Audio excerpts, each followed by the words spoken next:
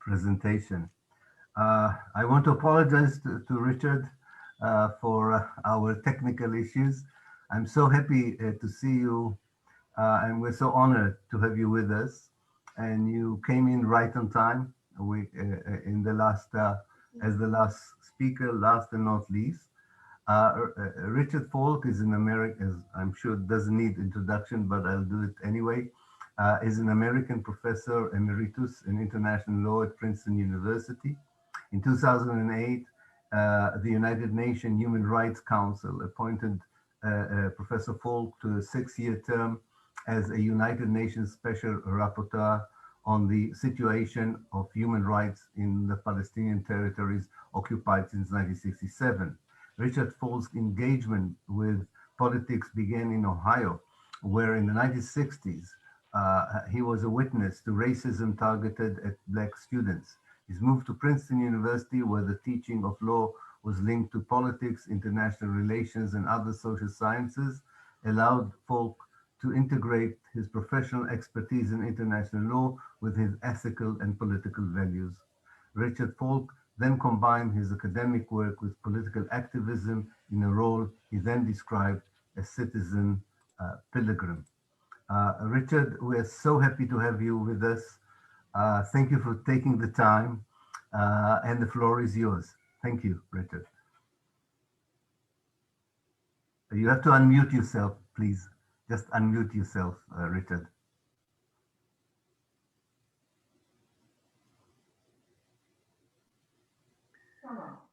Oh, we hear you. I think now it's okay. Yes, it is. Great to see you.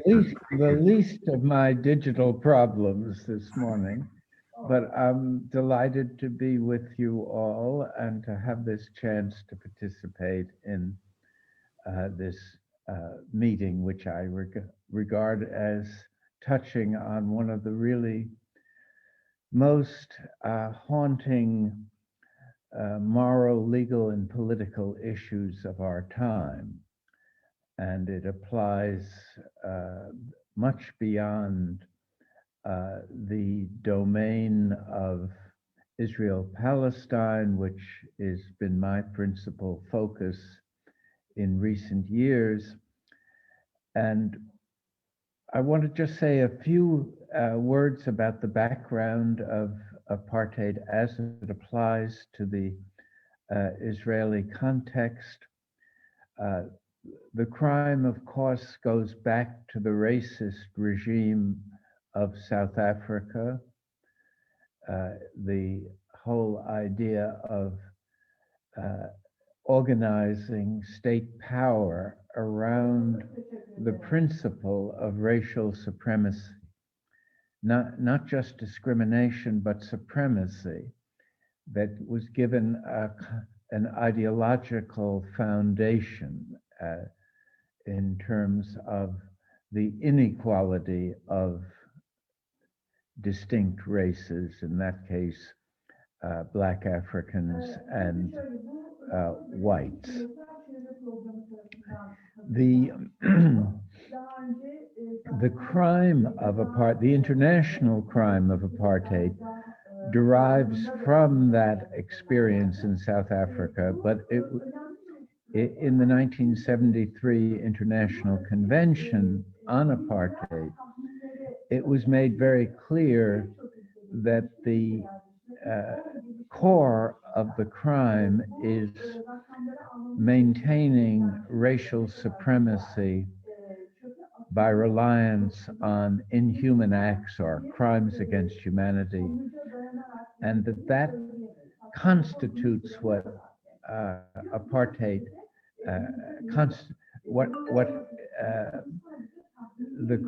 the international crime, and that has been incorporated in the Rome Statute that governs the International Criminal Court, where apartheid is treated as one of the several crimes against humanity.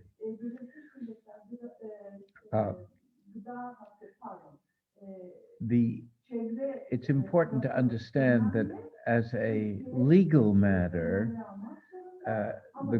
the international crime of apartheid has proved difficult to establish. It was tested legally in the International Court of Justice in relation to the Serbian behavior in Bosnia. And the court, while finding that the Bosnian people were subject to ethnic cleansing and other crimes against humanity, resisted the finding of apartheid on the grounds that there wasn't documentary proof that it had the blessings of the Serbian government. So in other words, the evidence needed to prove apartheid is very hard to satisfy in a legal setting. That doesn't mean that from a political and moral point of view, the kind of behavior that was present didn't qualify. And in that case, the assessment of the evidence was directed at genocide rather than apartheid as such. And there is some interplay between allegations of genocide and allegations of apartheid. But Richard, I'm sorry to stop you. There's a strong background conversation on your side, and we find it difficult to hear you. I'm sorry to interrupt you. Do you think you can ask someone there to, I don't know who it is. Let me shift my location. Yeah, turns out we'll wait. My wife, We'd rather hear you clearly than not hear you that well. I'm sorry about that.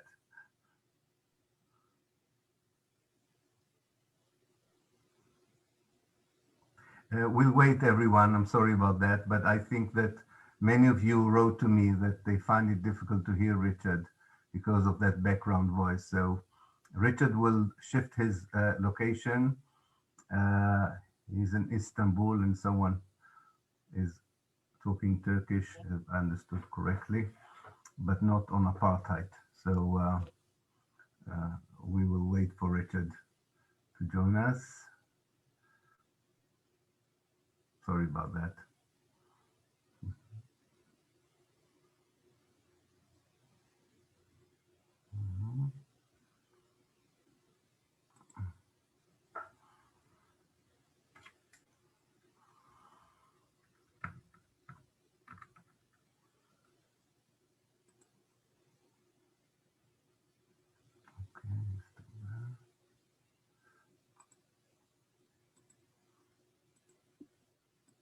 Can you hear me now? Yes, we can hear you very well. Thank you, Richard, and sorry about the interruption. Should I begin again, or what? No, please continue from where you stopped. I think we got the gist. Please do. Thank you. Okay, good. Sorry about that. What I was trying to introduce was the background of apartheid as a crime applicable to the relationship between Israel and the Palestinian people. And I should stress that my own approach to the crime of apartheid in that context, maybe not in others, is based not on territory, but on the identity of the victimized people. And that's very important in the Palestinian case because of the fragmentation of the Palestinian people that has been part of the ways in which Israel has maintained and intensified its control and victimization of the Palestinian people, and that was a somewhat controversial aspect of a collaborative report that the UN commissioned me to do in collaboration with Virginia Tilley, and produced a kind of furor in the UN Security Council, being attacked by the US delegate, their ambassador Nikki Haley, and demanding that the new Secretary General at that time, Guterres, repudiate the report and regard it as not reflective of the UN position. Since this was an academic study, it never purported to be a UN document. It was, and it had a disclaimer which indicated that it was our study and not a UN position. The Secretary General was threatened really with withholding of funds and other kinds of leverage, and he demanded that the head of the Economic and Social Commission for West Asia remove our report from the website, not repudiate the report, but just remove it from the website. It had already been the most downloaded report in the history of this UN Economic Commission for West Asia. And the director of ESQA refused to follow that command and resigned on principle. And her replacement then did remove it from the website. But as far as I know, it still is a report that was commissioned by the this UN agency. And because it was so widely attacked, it really normalized the discourse of apartheid. It created a new normalization, so to speak, of that allegation, and that dynamic was really reinforced by Israel itself in its 2018 Basic Law, which really proclaimed the supremacy of the Jewish people in Israel. It didn't. It was more territorial in its scope, but it also said that only Jews had a right of self-determination, and only Hebrew was an official language. So in effect, it adopted the systemic distinctions that are the core element of apartheid as a crime, and proclaimed it as the official outlook of the Israeli government. And de facto, because of its control of the occupied Palestinian territories, it in effect applies throughout historic Palestine. Our study had a different approach. It was not aimed at territory, it was aimed at people. And so it extended its reach to both the refugee communities that are spread around in neighboring countries, especially Lebanon, Syria, and Jordan, but also extended to involuntary exiles. So it was in a sense a non-geographic way of identifying the victimization implicit in the practice of apartheid under this particular Israeli regime, which depended for its control on the dispersal of Palestinians, so that its mode of maintaining supremacy was fragmentation, and therefore it really had separate kinds of administrative arrangements for Gaza, for the West Bank, for Jerusalem, and of course for the refugees and for Palestinians living throughout the world. And it was our contention that the way that this form of apartheid operated was in this non-territorial manner.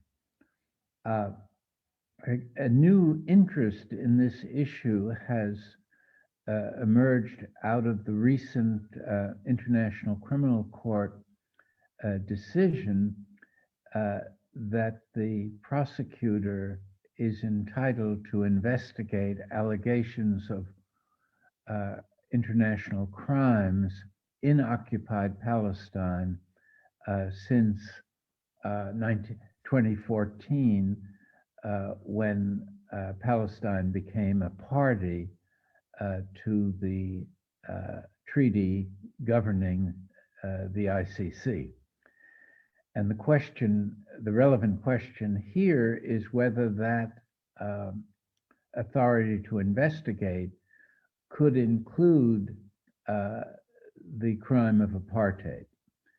And from what I can gather, that issue hasn't been explicitly faced, but from what I can gather, that probably will not be done, partly because it would be almost impossible to gather the kind of evidence of intentionality that would be an element of the crime, and also because its character would be so politically inflammatory from a European and North American point of view, that the court probably feels it's been brave enough to authorize the investigations itself and would not take on the additional controversial challenge of investigating whether apartheid is being practiced and who would be the perpetrator. The International Criminal Court looks only at individuals, not at states or governments. And so it would probably have to attribute the crime to the military commanders and the head of state, Netanyahu. And that seems quite unlikely in the present context. What I think we can say, though, is that for the global solidarity discourse, apartheid has now been legitimated as a responsible way of addressing the core relationship between Jews and Palestinians generally, and that is quite a change from 5 or 6 years ago, when it was used as an emotive term in some militant pro-Palestinian circles, but it didn't have the kind of analytic backing and the academic usage that it has acquired in the last few years. So I think it is understood, and part of the argument of our report was that if the two peoples are to live in a just and sustainable peace, it has to begin with the dismantling of the apartheid regime. Because without that dismantling, there can be no equality. And in this sense, the South African precedent is helpful in understanding how that racist regime was brought to an end. It was first the uh, power and leverage of the global solidarity movement, not uh, armed struggle. And that's, I think, important to understand. It was in the realm of what I call symbolic politics that most of these issues over the nature of sovereign authority have been solved since 1945. And that's a big change. There's been a law, the side that had the better weapons and was militarily superior on the battlefield has lost almost all the anti-colonial wars that have been waged in this period. And uh, in that sense, the symbolic realm of who controls the symbolic realm of politics often, most often, has dominated the political outcome of the conflict. There may be a lot of destruction and devastation and suffering along the way, but the uh, reality has been that the outcomes of these struggles has favored the anti-colonial side. And of course, that introduces a separate issue of whether Israel should be treated as a settler colonial society. It's not relevant to the analysis of apartheid, but I think it's part of the background of the conflict and the balance of forces and the historical experience of this kind of struggle. Uh, Let me end by saying that I think the emphasis on apartheid is important at grasping the core aspiration on the one side of the Zionist project and the essential nature of Palestinian victimization, that there is this interaction between what the Zionist project has tried to achieve and what the Palestinian people as a people have endured for over 75 years, and from some perspectives, over 100 years. And maybe the last point I would make is that this reliance on apartheid was almost necessitated by the effort to impose a settler state on a non-Jewish society. In other words, a settler Jewish state on a non-Jewish society, where at the time of the Balfour Declaration in 1917, there were less than 10% of Palestine were Jews. And so once you have that demographic imbalance, you either have to get rid of a large number, a large proportion of the Palestinians, which happened in the course of the 1948 war, and you have to repress those that you can't get rid of, because in this age of nationalism and anti-colonialism, resistance was inevitable. And the more thoughtful Zionists understood this all along.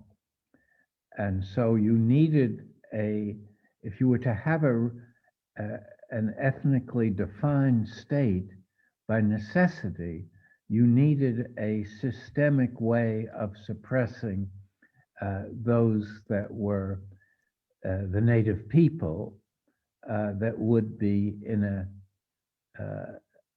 an aroused state of resistance, uh, and that can be that crystallized in this particular form of apartheid adapted to the conditions that Israel imposed by fragmenting the Palestinian people.